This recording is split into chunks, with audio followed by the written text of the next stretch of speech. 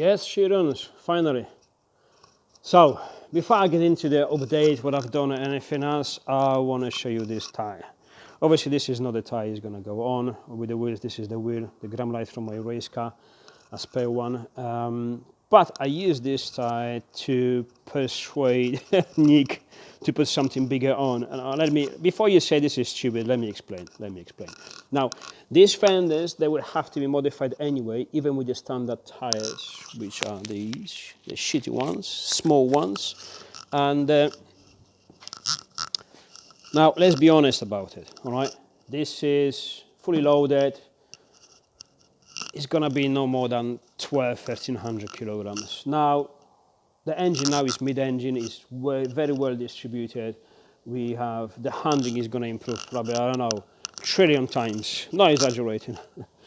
So it will actually suit to have something better, a little bit more rubber on the back, especially because we have a much bigger brakes and much more power. Torque is probably 10 times the amount we had before. Plus, to be honest, everyone likes a fat tire. And so these fenders, like I say, we have to be modified anyway, even to suit the smallest tire we can put them on, because they just not fit, because obviously we have new subframe, new suspensions, and it's much wider. So even they have to be modified a little bit, but they still have to be. And they have to be done properly because they're twin skin, so you have to remove the inner skin in order to pull this out. So once we have to modify them, I'll say to Nick, look, just choose the tire and the wheel you want, and then we build the fenders around it, not the way around. So once you have that option, don't look back. Choose exactly what would you like. And me being me, if you show me a piece of shit, a rotten piece of shit, it's like, nah. Put the fat tires on it, take my money, I want it. Anything on the fat tires, I absolutely love it. And I generally think this will suit this car. Actually, not these ones, but slightly bigger. I was thinking actually on the Porsche wheels with the 315s or 330s even on the back. I think it will look mint. And plus you have the engine to back it up. Yes, this is not the height, because obviously these fenders, usually they sit on the top of the tire, pretty much here. Obviously the car is still on the ramp. And the style of the fenders I was thinking about is in the 70s and 80s rally cars, they used to have this big bubble, square on the top, straight line fenders, and I think this will suit this car perfectly, because it is made in the same years, right? So back in the day, if they had to do it, they will do it exactly the same way, I think. And plus it's extremely easy to do it, so I would really like to see it done.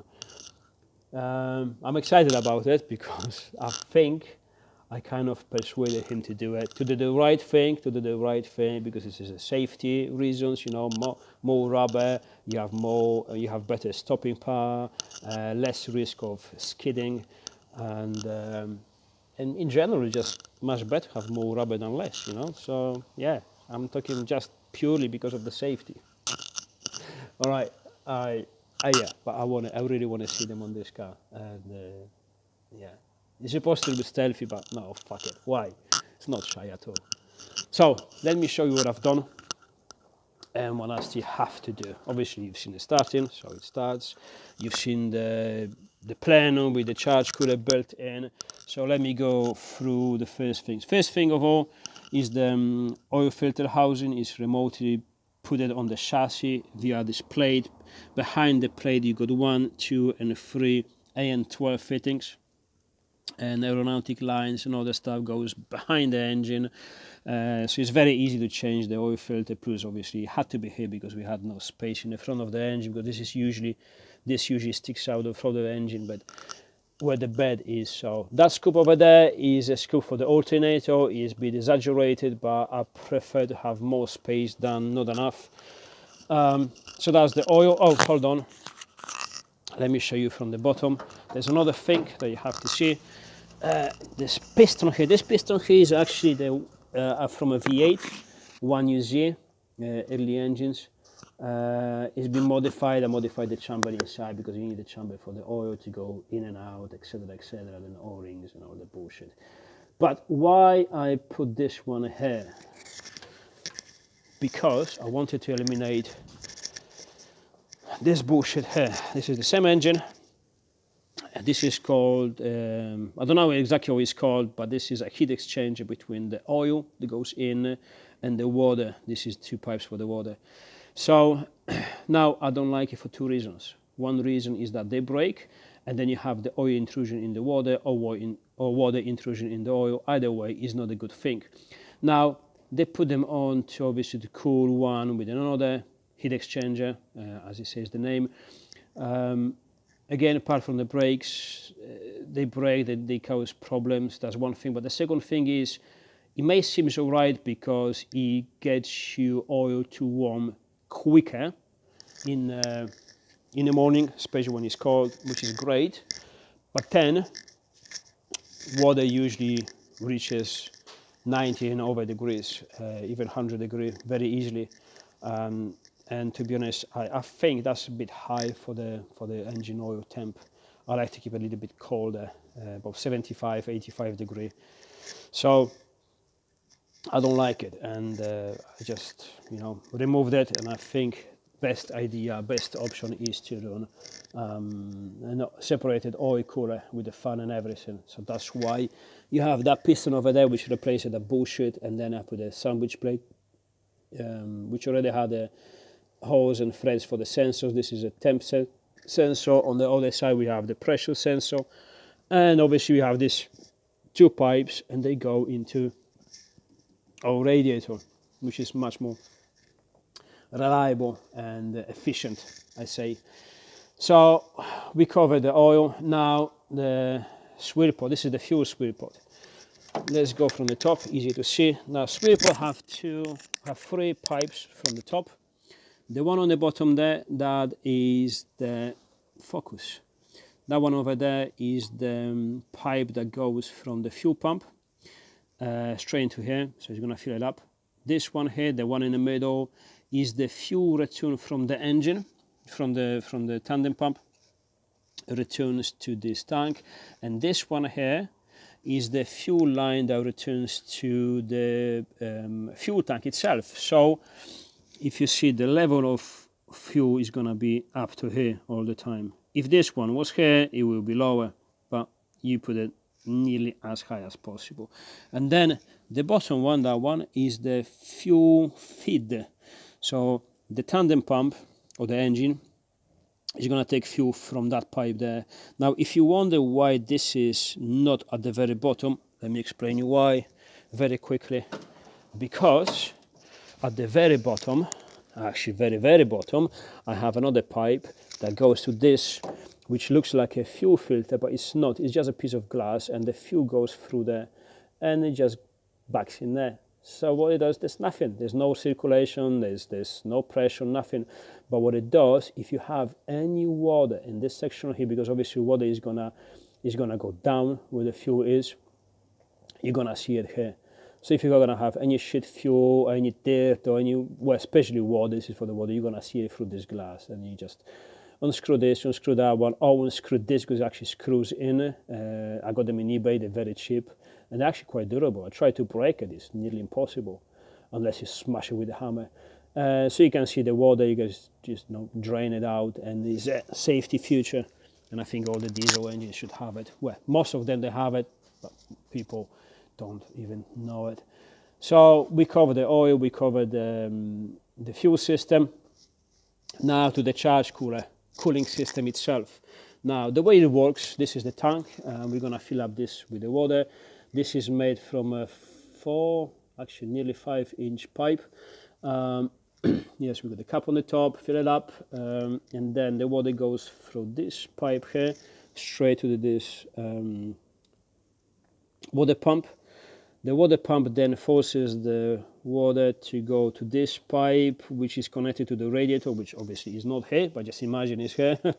So goes in the radiator, cools it down, goes back, and then it's been forced to this pipe here. This pipe here, you can see this one here, goes straight into the charge cooler. Now charge cooler on the other side has another pipe.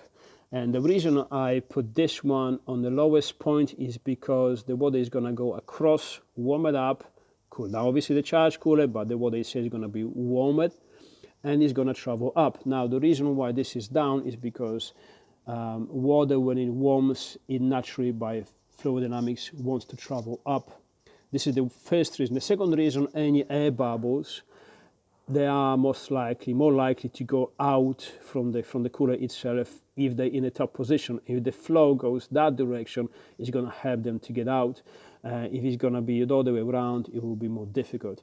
So that pipe there goes down behind this, here, and back to the tank. So although it may look complicated, there's a lot of pipe work and all that stuff, it's very, very simple, and that's how we want it. Now, to bleed in the first, when you're going to fill up this one the first time, to bleed this on, is all you have to do is just, lose that fitting over there, and that's going to be bleed, and you do it just once. The turbo you already know is the 330 diesel turbo with the custom exhaust manifold that we built. The charge cooler plenum turns out to be actually an equal flow plenum with the charge cooler built in, so it's very nice. I'm very excited and can't really look forward to see on the dyno what it does. The downpipe is a 3-inch. Now I have to finish to build this exhaust. It's going to go this way, and then under the bumper here we already have the silencer. Now the reason why I'm doing this bend here and come back and going this side is because on this section here we got the fuel system, we got the oil system, and any sort of damage, any leak or anything that may cause any leak from the oil or diesel, you don't want it to drip on the hot exhaust, right? Because obviously you don't have to explain why, so better keep everything separated. The engine lump supposed to be on that, supposed to go out from there as originally do, but I've changed a lot behind it. I've worked on it quite a lot, and now the engine loom goes on the top of the engine.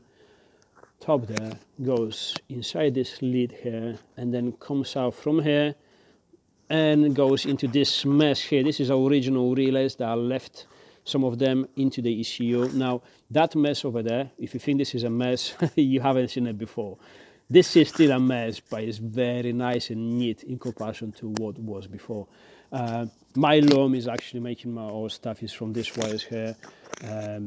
Obviously oversized, and everything is nice and neat and clean. Obviously I have to put a corrugated protection on the top, and etc, etc. But I'm doing everything proper. Big wires to the alternator, to the starter motor, to the pumps. They're all wired up. You just have to connect them to the relays and then into standard loom, which I'm hoping to get it cleaned up a little bit more. Obviously I have to improve the herbs and all the stuff. And then I want you to have a look on this.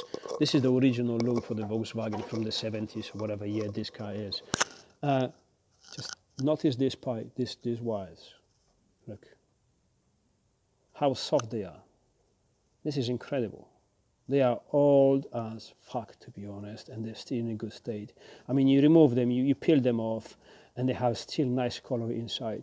They're not burned off or anything. They're just good state. So I'm gonna have to probably make them longer, because this section here goes to these slides on the back, and probably not gonna reach, because the loom usually goes along the chassis leg and now has to go on the top of the strut, because I want to get protected, everything away from any movement or engine or anything, mega safe, and then goes back to here. So probably going to be too short. I have to make them longer. But I want to remove this plastic and put a new corrugated protection and just make it nice and neat and tidy. But that's it, to be honest. Now you got the subframe in, we got the suspensions in. However, on the suspensions note, there was a guy, one of the previous videos commented, put a suggestion on. It was a great suggestion. Nick was on the case already because I had the same idea at the same time. But however, thank you very much for the suggestion. It was a very good one, and this is actually the direction we're going for, because we have small brakes on the, let's call them small brakes on the front in comparison to the ones we have on the back, because the back brakes now are the front brakes of the Golf 7, so they're very powerful. So someone suggested, this guy suggested, sorry, I can't remember your name, it was too long ago, and but you know who you are, say, let's put the rear calipers from the T5, because they're smaller and they have the brackets from for the cables for the handbrake, because obviously we have no handbrake now, and this thing has to be completely road legal, so we have to do this stuff properly. And these are, I'll show you, these are the calipers in question, T5, and they have the brackets from the for the brake from the handbrake cables, and also they are single piston, not twin piston. Now, the problem with this we have is these are the hoops we're gonna fit on. These are the, sorry, let me, one hand. These are the carriers for that caliper. You see, they will not fit. Not really big problem, because one ball is going to fit, the other one is going to make a flange. Very simple modification, no problems whatsoever. The diameter of the disc will suit. Once they on, is fine. However, the problem now is that the hoops we have on now, they don't have these brackets to bolt on. The bracket, that the hole for the caliper is a part of the hoop, so we cannot use them. So I have to use these hoops, but they have a different, these hoops, they have a different PCD on this flange than we have on the van now, and we have to retain that PCD. So I have to change the hoops, but retain the bearings and the flanges we have behind it. Plus, the Volkswagen made two different types of suspension struts, or coilovers, like I like to call them. These are the larger ones, 52 mil, and the ones we have on the van now, I think they're 48 or 50. I don't remember, there's two different sizes, the smaller and the bigger ones. We have the smaller ones now, and we have to put the bigger ones on, so that's more work, but hey, someone has to do it. What else? I think that's it, roughly. I've done more work, obviously, the fuel system, all the stuff. I'm not going to show you everything because it's quite boring. This is the result, it runs. There are no leaks, although I had a small leak on the turbo oil feed, but that was a minor thing. I was kind of expecting it, because I did put this fitting on the turbo, and I was like, didn't feel right. It was like, this may give me a problems, and yeah, it did, so yeah. But sorted, that was 5 minutes job, and it's all good now. Oh, another thing, we have the Scavenge pump on, and someone said, why do you use a Scavenge pump? Why don't you just fit our return line from the turbo back in the sump, just modify the sump because it's lower? Well, because in case of damaging the sump for any reason, and you just cannot replace a sump, because it won't be a normal sump, it will be custom-made sump, because you can weld it on an aluminium fitting. And then if you, let's say, if you break it somewhere, then you, let's call it roadside normal mechanic, most likely is not going to have aluminium welded to modify the sump, plus you need the parts and all that stuff. It's gonna be a problem, most likely. So Scavenge pump, yes, this is one thing to worry about, apparently, but it's not really, because they're extremely reliable. It's a simple function. They function the way that it's not going to break. And if it does, it's 70 quid, just replace one. And you can do it on the roadside on your own. So I think this is more reliable solution. I'm trying to fly with this one. I'm trying to not to rush. It means I'm not trying to rush the jobs too much, but spend on it as much time as possible. And there's a reason for that. But what I'm really doing is a big commitment now, and I'm excited and I want to do it. Actually, I slept in the workshop last night. Yes, I was here this morning already. I'm shitting you not. I'll show you, because I'm driving my 4-wheel drive 4x4 camper van quite daily these days, because I'm still doing some jobs on it. I had it here yesterday, so there you go. That's my bed. I haven't made it this morning because I just jumped out, make myself a breakfast, and back to work. But yeah, I slept here. That's my shower over there. I have my central heating with Webasto, so it's nice and warm here. This is my 4-inch memory foam mattress, so this is extremely comfortable. This is queen size mattress, big. I'm a shorty, so you know, very comfortable for myself. What else? So yes. This is not the first time I slept in the workshop. It is a commitment. Yeah, I think so, or maybe not. Maybe I was just lazy because they shut all the roads down to go to my house, and I would have to go all the way around. It was late. I just couldn't be bothered. I had enough food for the dinner last night, and for the breakfast. I actually got food for today as well. And to be honest, it's good to give my wife a little bit of a rest from myself, hopefully. So yeah, it's not gonna happen often, but yeah, sometimes if you have to, if you got a camper van with you, you know, you got a place to sleep, nice and comfortable, warm. Why not? Fuck it. So yes, this is it. And she starts. She's gonna run next week. I think I'm gonna deliver this car to Nick next week, end of next week. Deliver means we're gonna put it on the recovery truck, and we're gonna take it straight to the rolling road to get it mapped, because I don't think this is completely safe to drive it this way with overfueling and all the stuff. I want to do it proper, you know, so straight to the rolling road to get it mapped properly. Not far from here is a guy I know. He knows his stuff about the 1.9. He's very good with them. So we're gonna make a video about it. And yeah, about that. Because you know this car, no need introduction. This is Steve's car. We work together in a workshop now. He's a cracking guy. I know him for about 10 years now. So this was something that we had in mind long time ago to have him in the workshop with me. However, we had a bet who's going to finish the car, who's going to start the engine sooner. And yesterday he was here till proper late, because he really wanted to get it started. He was that close, but he didn't make it, and I did, so I won. However, I got about a week work to get it done, to get it ready for the rolling road. He's got about a few days to get it done and go on the rolling road. So we thought maybe we should go together and book a day just for us with Chris, the guy who's going to map it. But then I said, well, we've got these two cars. It would be nice to see what this thing does. Now, this thing, it's not going to make big power, because I lower the pressure on the stuff, because I removed the GT35, which it was great for top power. But now I have a variable vane turbo, which is much better for low down torque, which is much better for me because I'm towing the trailers and all that stuff. So it's not going to be great on power, but it's still going to be good to see what it makes. So maybe we take all three of them. However, these are three things I'm very excited about it. First, this is going on the road, so we're going to see what my turbo system does, and etc, etc. Second thing, I really want to see these tires on. Honestly, I'm not kidding. I really want to see them on.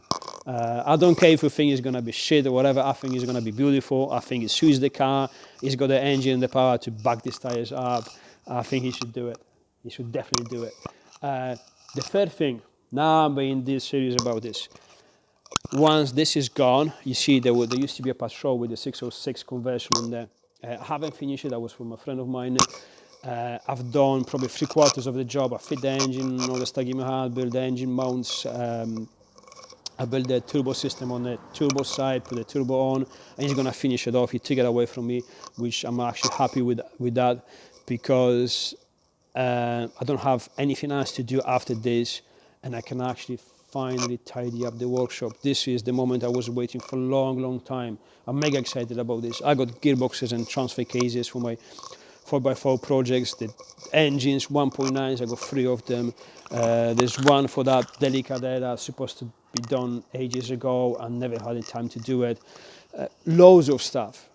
When you see the floor, this is disgusting, you know. I want to paint it again, take off the walls. I mean, spider webs everywhere. I let this workshop down massively. I want to take care of it, and now the time is actually finally coming down to actually do it. And just after that, we're gonna start a proper project.